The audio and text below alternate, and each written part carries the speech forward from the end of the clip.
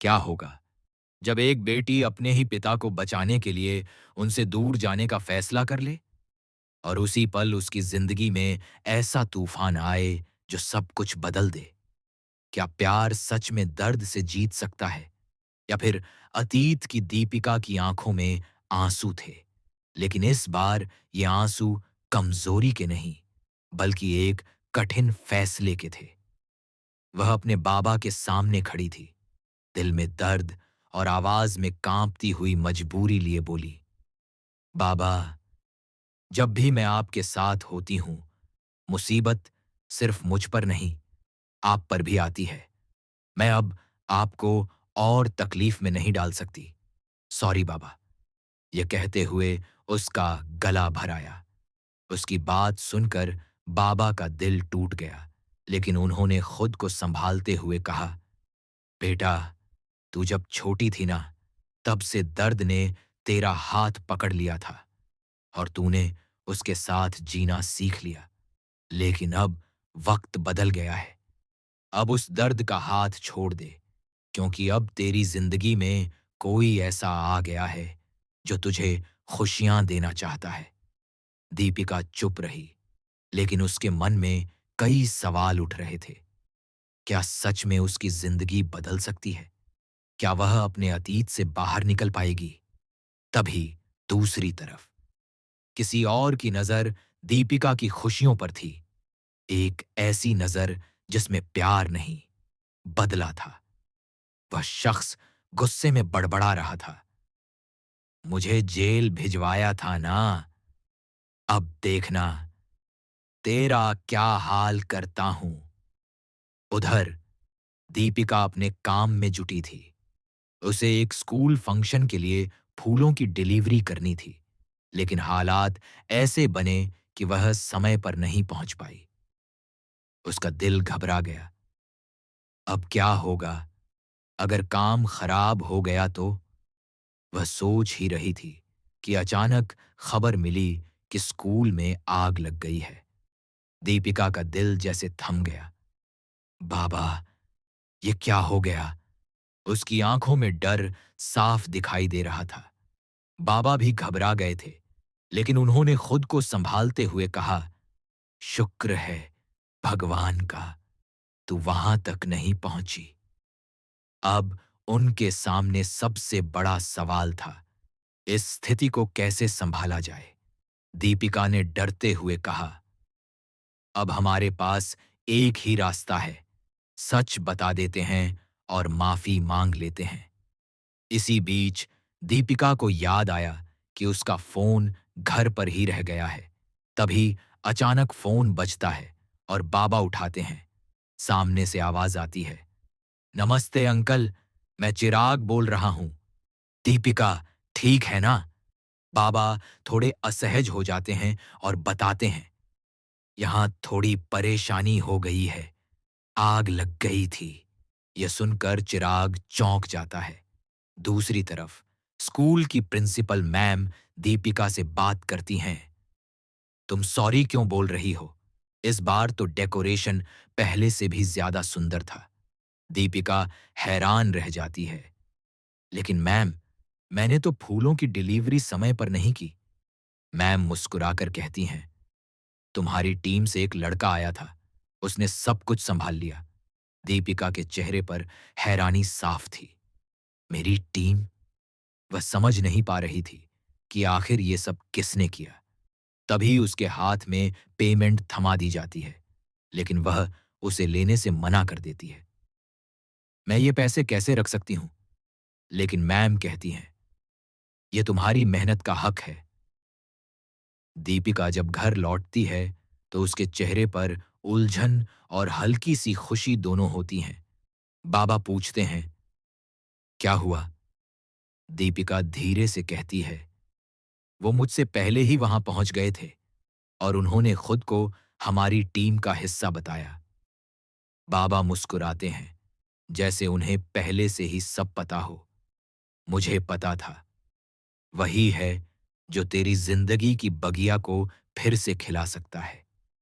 दीपिका चुपचाप आसमान की तरफ देखती है, जैसे कोई जवाब ढूंढ रही हो। क्या ये वही इंसान है जो उसके दर्द को समझ सकता है, या फिर ये भी एक नया तूफान बनने वाला है, सब कुछ जला देगी? दीपिका रात भर सो नहीं पाई। उसके मन में बार बार वही सवाल घूम रहा था। आखिर वो कौन था जिसने बिना बताए उसकी मदद की, और क्यों? क्या सच में कोई उसके दर्द को समझने लगा है, या ये किसी नए तूफान की शुरुआत है?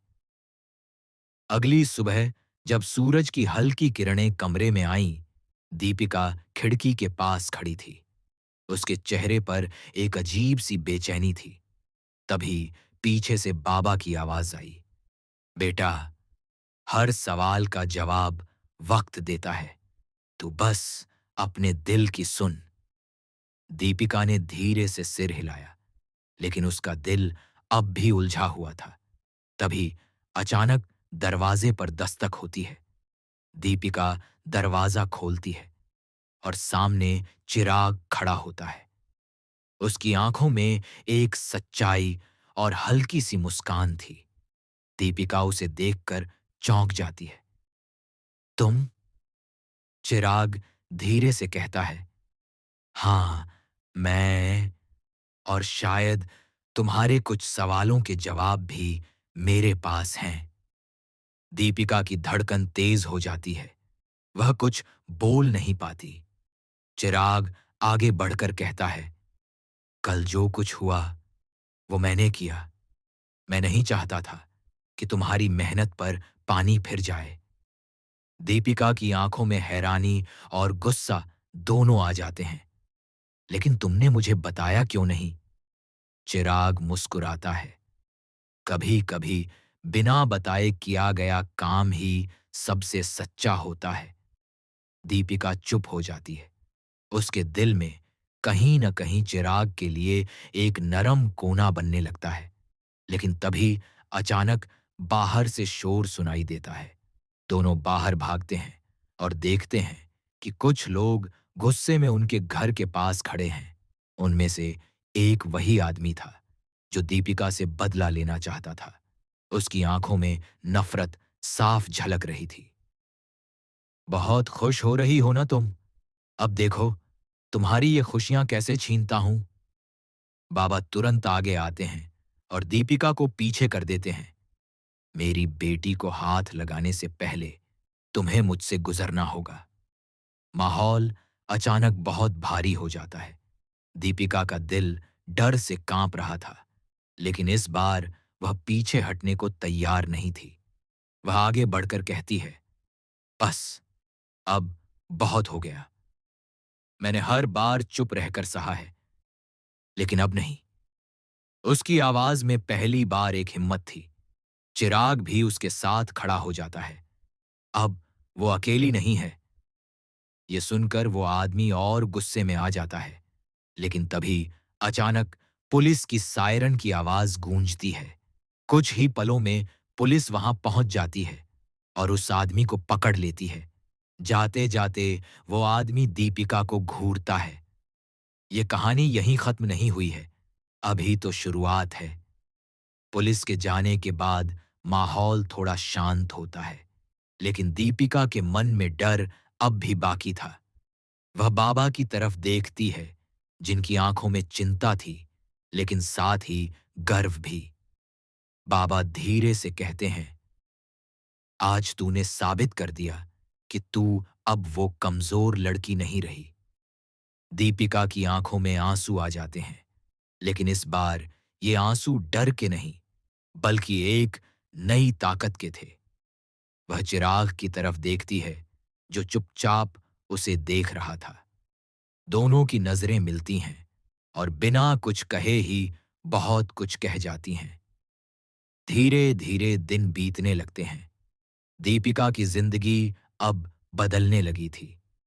दर्द अब भी था, लेकिन उसके साथ अब उम्मीद भी जुड़ गई थी। चिराग हर कदम पर उसका साथ दे रहा था और बाबा की दुआएं हमेशा उसके साथ थीं। लेकिन कहीं ना कहीं वो अधूरी धमकी अब भी हवा में तैर रही थी। ये कहानी यहीं खत्म नहीं हुई। क्या सच में खतरा टल गया था, या फिर आने वाला वक्त और भी बड़ा इम्तिहान लेकर आने वाला था?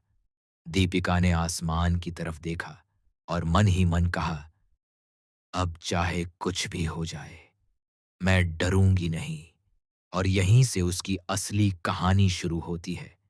एक ऐसी कहानी जहां हर मोड़ पर नया सस्पेंस होगा, हर कदम पर एक नई चुनौती, और हर फैसले में छुपा होगा उसका असली साहस।